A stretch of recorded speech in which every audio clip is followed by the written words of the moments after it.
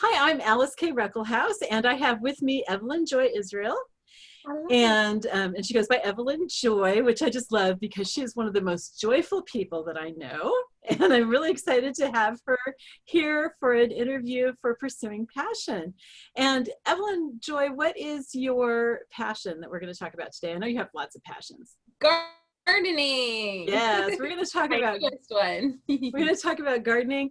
I have been watching the progress on Evelyn Joy's garden through this whole summer, and it's just been really exciting. I'm really impressed. So Evelyn Joy, when did you start gardening?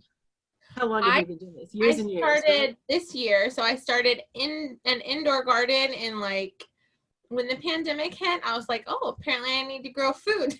So February, whenever the pandemic hit, I started an indoor garden, and then the week after Mother's Day, I started growing stuff outside, and most of my indoor garden stuff didn't survive to outside. So it was sort of like getting my feet wet in gardening and then figuring it out outside as well. Yeah, it's just been amazing. She has been recording progress reports on her YouTube channel, which you've got to check out because they are so cute, and her kids are often in them, and she has adorable children, of course, 4 of them. And so she's been doing these progress reports, and I've been watching along with this because Evelyn Joy and I know each other from from Facebook, but mainly from VIP Kid. We're both teachers there. And so watching her progress, and I've just been amazed because my first garden was nowhere near as successful as hers has been. And I don't know, do you have any pictures you can show? Or well, I brought some things to show you. Who would have, well, I should probably turn this off 1 second. We have fake backgrounds on, you guys, because we thought it'd be appropriate for the Okay, there we go. There we go. Sorry. Okay, that's her real background. Well lasted. Who would have thought that I would grow multiple full-size cantaloupes from one tiny starter plant that I got at the store? It was tiny, and now I've had 5 successful cantaloupes, 2 that grew full size and they rotted because they were hiding behind some leaves. I didn't see them there, so I didn't put a brick under them, and they just rotted. But and then I have 4 more little ones that are growing right now, so that's been crazy. And then I've been growing some squash. This one's a little squash, and then some tomatoes and peppers. Oh wow, beautiful. Sometimes my kids pick the tomatoes before they're red, but that's okay. Fried green tomatoes. Tomatoes ripen if you leave them on the windowsill or whatever. That's true. That's true. Now you mentioned putting your cantaloupe on a brick. Why do you do that? So my friend Alyce-Kay told me to do that. So I did it, and then I wasn't sure whether it was necessary or not, but I just did it because she said it would keep it firm and make it a good firm one. And I didn't know exactly what would happen if you didn't have one on there, but I had 2 big full-size cantaloupes that they were hiding behind some big cantaloupe leaves, so I didn't see them growing there. Otherwise I would have put something under them, and they were right next to each other like twins. I went to check on them one day. One of them was completely rotten, so I was like, I better put a brick under that other one. I lifted up the other one, and just mush came out the bottom of it. So I just gave it to the birds in the other corner of the garden. But so that was a really good tip. So it gets a cantaloupe can get mushy like this. This cantaloupe was very ready, so it split, and then it's been in my refrigerator a little while, so it's getting a little mushy on this spot. So this cantaloupe, since it was fresh enough that it split, it's going to be really sweet and really good. I'm just not going to eat this little, cut off the part right by where it split, because that part's kind of yucky, but the rest of it will be really good. So yeah, and putting them on a stone or a brick gets it up off the ground, plus the brick is warm, so it's going to add more warmth to the cantaloupes. So it's going to grow better. I was going to ask you, do you do that with eggplants? I don't grow eggplants. I don't like. You don't grow eggplants? Okay. Well, I'm growing eggplants, and some of them are starting to touch the ground, and I'm like, I think I would. I put a brick under one of them. Yeah, I think that soft skin, it's not going to be good for it. Yeah, yeah. Where I learned that was in Israel. When I was there in the 80s, they didn't grow them up on what do you call those, on Fine. supports. Yeah, then you grow those, they grew them on the ground, and then they would put a big stone underneath a bunch of grapes. And so, yeah, it was a smart idea. Yeah, so what else are you growing in your garden? Anything besides those things that you showed?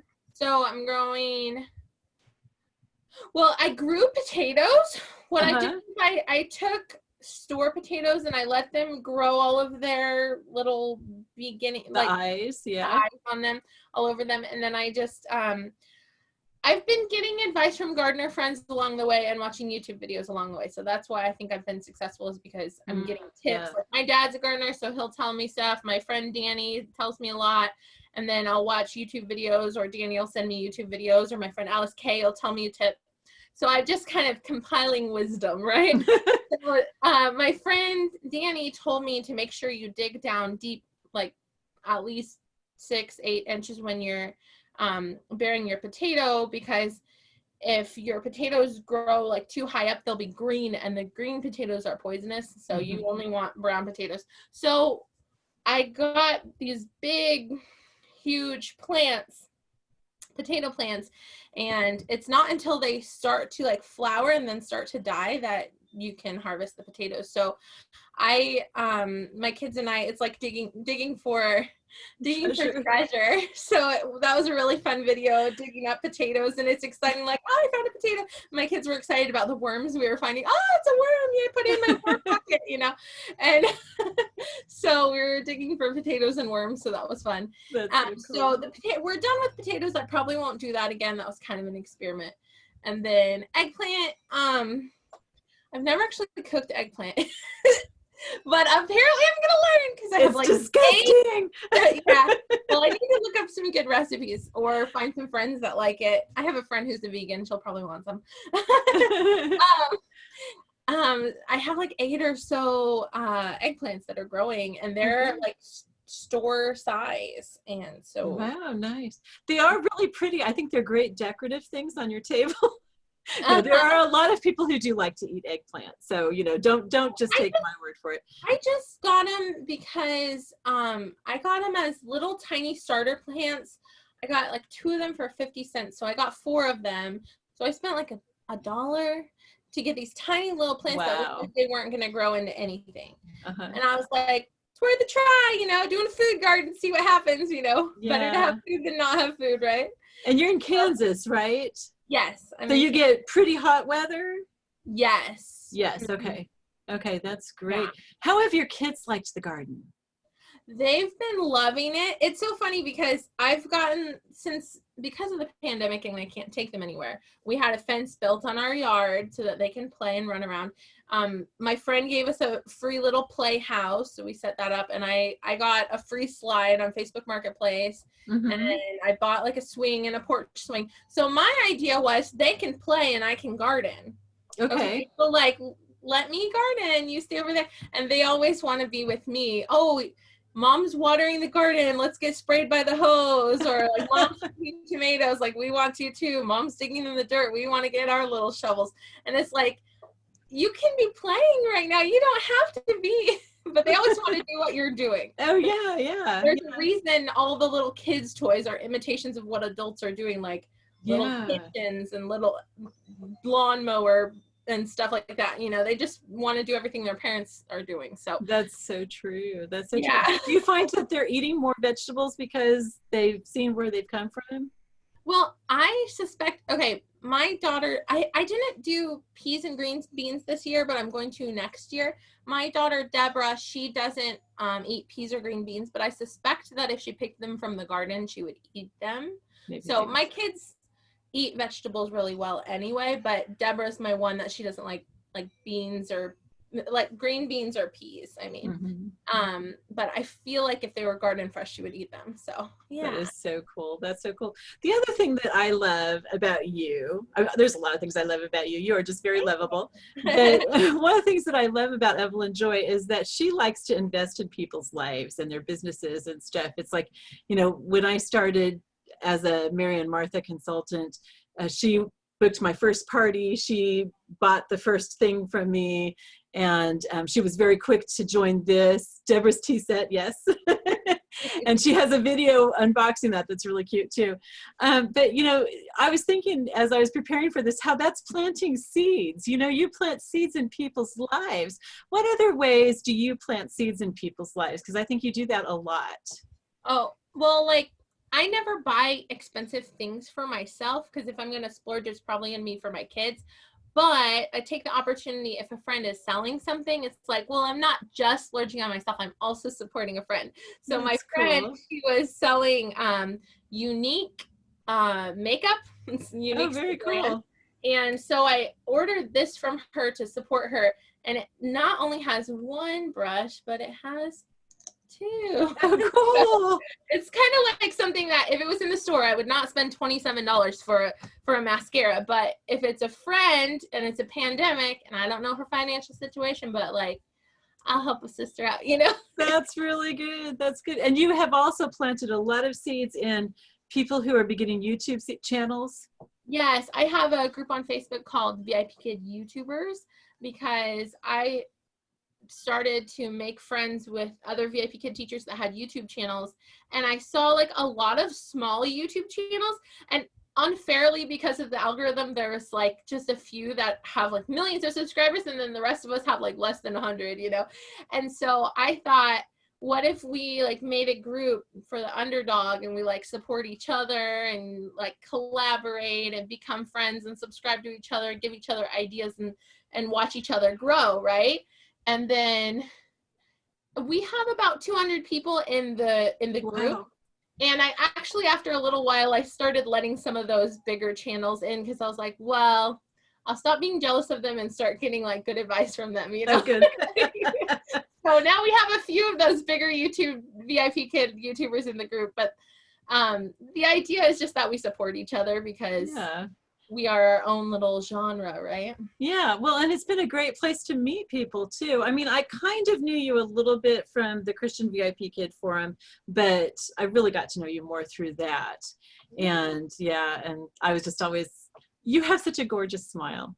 And you're just very encouraging, and I just really love that about you. So yeah, and that's one of the ways that I see you planting seeds in other people too, is that you encourage people a lot.